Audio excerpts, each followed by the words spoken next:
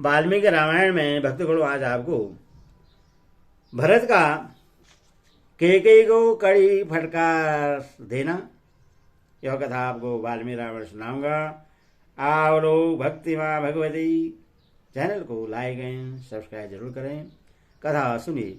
इस प्रकार माता की निंदा करके भरत उस समय महान रोषावेश से भर गए और फिर कठोर वाणी में कहने लगे, दृष्टापूर्ण बर्ताव करने वाली कुरु हृदया के गई, तू राज्य से भ्रष्ट हो जा। धर्म ने तेरा परित्याग कर दिया है, अतः अब तू मरे हुए महाराज के लिए रोना मत, क्योंकि तू पत्नी धर्म से गिर चुकी है। अथवा मुझे मरा हुआ समझकर तू जन्म भर पुत्र के लिए रोया कर।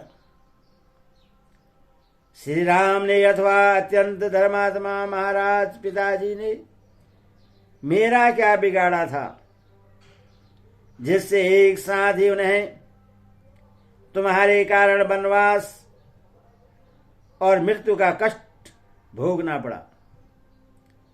कैकेयी, तूने इस कुल का विनाश करने के कारण भ्रूण हत्या का पाप अपने सिर पर लिया है, इसलिए तू नरक में जा और पिताजी का लोक तुझे न मिले। तूने इस घोर कर्म के द्वारा समस्त लोगों के पीर श्री राम की देश निकाला देकर जो ऐसा बड़ा पाप किया है, उसने मेरे लिए भी भय उपस्थित कर दिया है। तेरे कारण मेरे पिता की मृत्यु हुई, श्री राम को वन का आश्रय लेना पड़ा और मुझे भी तूने इस जीव जगत में अपयश का भागी बना दिया। राज्य के लोभ में पड़कर क्रूरतापूर्ण कर्म करने वाली दुराचारणी पतिघातनी तू माता के रूप में मेरी शत्रु है। तुझे मुझसे बात नहीं करनी चाहिए। कौशल्या, सुमित्रा तथा जो अन्य मेरी माताएं हैं, वे सब तुझ कुल कलंगनी के कारण महान दुख में पड़ गई हैं। तो बुद्धिमान धर्मराज अश्वपति की कन्या नहीं है, तो उनके कुल में कोई राक्षसी पैदा हो गई है जो पिता के वंश का विध्वंस करने वाली है। तूने सदा सत्य में तत्पर रहने वाले धर्मात्मा वीर श्री राम को जो वन में भेज दिया और तेरे कारण जो मेरे पिता स्वर्गवासी हो गए, इन सब कुकृत्यों द्वारा तूने प्रधान रूप से जिस पाप का अर्जन किया है, वह पाप मुझ में आकर अपना फल दिखा रहा है।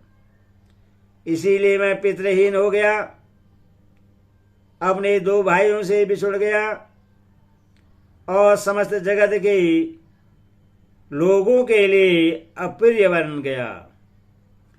पापपूर्ण विचार रखने वाली नरक गामनी कैकेयी धर्मपरायण माता कौशल्या को पति और पुत्र से वंचित करके अब तो किस लोक में जाएगी।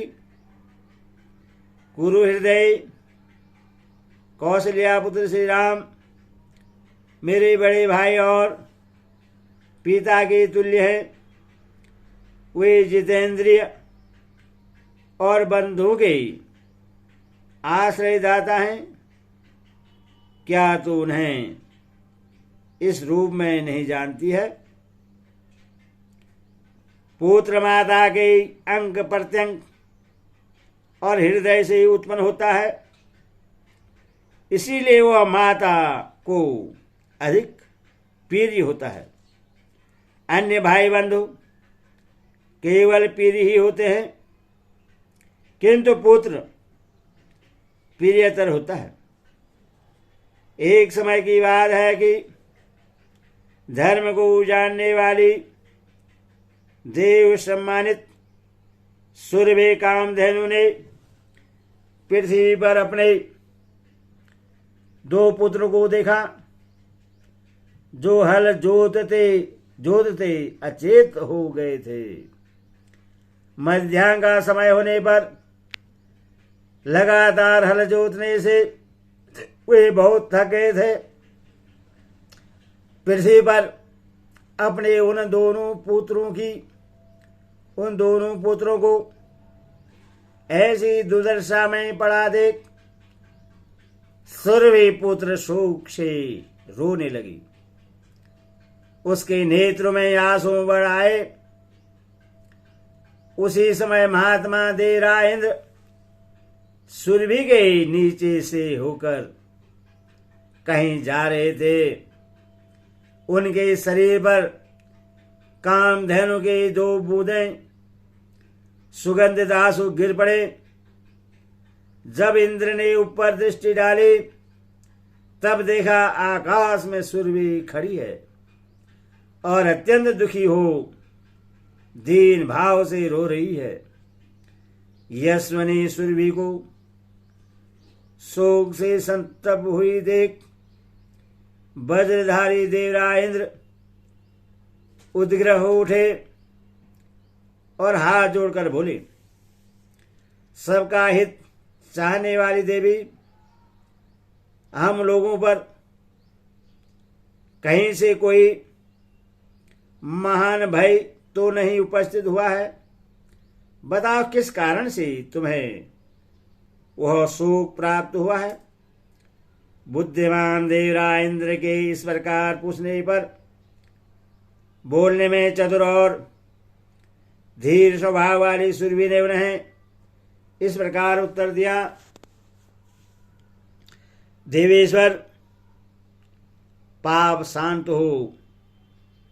तुम लोगों पर कहीं से कोई भय नहीं है। मैं तो अपने इन दोनों पुत्रों को विषम अवस्था घोर संकट में मग्न हुआ देख शोक कर रही हूं। ये दोनों बैल अत्यंत दुर्बल और दुखी हैं।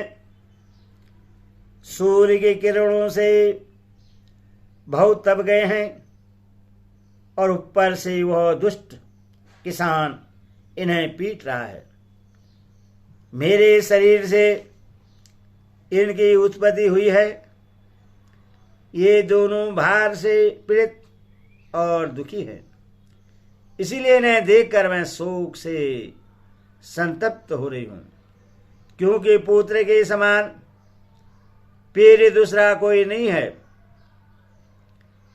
जिनके सहस्त्रों पुत्रों से यह सारा जगत भरा हुआ है, उन्हें कामधेनु को इस तरह रोती देख इंद्र ने यह माना कि पुत्र से बढ़कर और कोई नहीं है।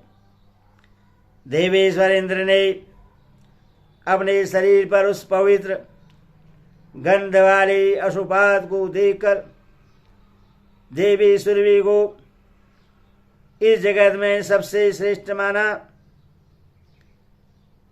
जिनका चरित्र समस्त प्राणियों के लिए सम्मान रूप से हितकर और अनुपम है, जो अभिष्ट दान रूप ऐश्वर्य शक्ति है संपन्न, सत्य रूप प्रधान गुणों से युक्त तथा लोक रक्षा की कामना से कार्य में प्रवृत्त होने वाली है, और जिनके सहस्त्रों पुत्र हैं, वे कामधेनु भी जब अपने 2 पुत्रों के लिए उनके स्वाभाविक चेष्टा में रत होने पर भी कष्ट पाने के कारण शोक करती है, तब जिनके एक ही पुत्र है वे माता कौशल्या श्री राम के बिना कैसे जीवित रहेगी। इकलौते बेटे वाली इन सती साध्वी कौशल्या का तूने उनके पुत्र से बिछो करा दिया है, इसलिए तू सदा ही इस लोक और परलोक में भी दुख ही पाएगी। मैं तो यह राज लौटाकर भाई की पूजा करूंगा और यह सारा अंत्येष्टि संस्कार आदि करके पिता का भी पूर्ण रूप से पूजन करूंगा तथा निसंदेह मैं वही कर्म करूंगा जो तेरे दिए हुए कलंक को मिटाने वाला और मेरे यश को बढ़ाने वाला हो। महाबली महाबाहु कौशल नरेश श्री राम को यहाँ लौटा लाकर मैं स्वयं ही मुनिजन सेवित वन में प्रवेश करूंगा। पापों संकल्प करने वाली पापनी पूर्वासी मनुष्य आंसू बहाते हुए अवरुद्ध कंठ हो मुझे देखें और मैं तेरे किए हुए इस पाप का बोझ ढोता रहूं, यह मुझसे नहीं हो सकता। अब तू जलती आग में प्रवेश कर जा या स्वयं दंडकारण्य में चली जा अथवा गले में रस्सी बांधकर प्राण दे दे, इसके सिवा तेरे लिए दूसरी कोई गति नहीं है। सत्य पराक्रमी श्री रामचंद्र जी जब अयोध्या की भूमि पर पदार्पण करेंगे तभी तेरा कलंक दूर होगा और तभी मैं कृत्य होऊंगा। यह कहकर भरतवन में तोमर और अंकुश द्वारा पीड़ित किए गए हाथी की भांति मूर्छित होकर पृथ्वी पर गिर पड़े और क्रोध में भरकर फुफकारते हुए सांप की भांति लंबी सांस खींचने लगे। शत्रुओं को तबाने वाले राजकुमार भरत उत्सव समाप्त होने पर नीचे गिराए गए सचिपति इंद्र के ध्वज की भांति उस समय पृथ्वी पर पड़े थे। उनके नेत्र क्रोध से लाल हो गए थे, वस्त्र ढीले पड़ गए थे और सारे आभूषण टूटकर बिखर गए थे। इस प्रकार वाल्मीकि निर्मित आषाढ़ रावण आदि काव्य अयोध्या कांड का 74वां सर्ग पूरा हुआ। बोले सियावर रामचंद्र की जय, बोल बोल सुर हनुमान की जय।